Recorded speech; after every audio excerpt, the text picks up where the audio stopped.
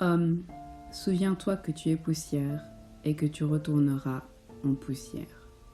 Genèse 3, 19. Le mercredi des cendres est le premier jour du carême.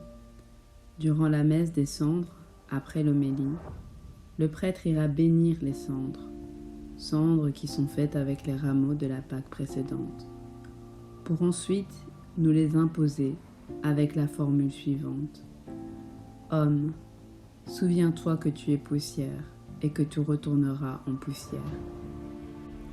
Le prêtre nous dit ce verset de l'Ancien Testament pour nous rappeler que la vie ne sera pas éternelle sur terre, que nous sommes que de passage et que notre vie est fragile, et ainsi nous préparer à faire des efforts pour le carême qui commence en ce jour.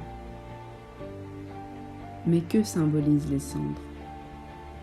Plusieurs fois dans la Bible, les textes utilisent la symbolique des cendres pour symboliser l'humilité et la pénitence, notamment avec le livre de Jonas, où les habitants de Ninive marquent leur pénitence que Dieu leur demande avec celle-ci.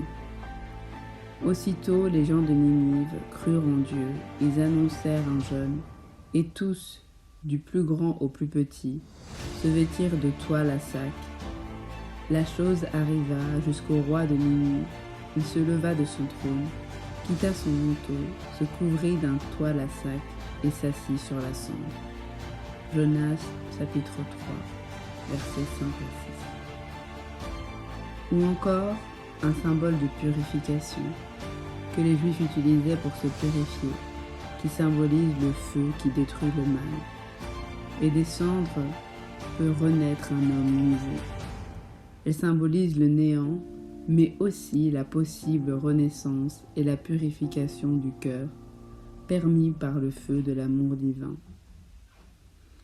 Ainsi, le carême débute, et le jeûne sera obligatoire pour le mercredi des cendres et le vendredi saint, pour les personnes en âge de jeûner. Sinon, l'Église nous demandera de faire quelques efforts spirituels, comme prendre un temps de prière ou de lecture de la Bible. Voilà, bon carême et soyez saints.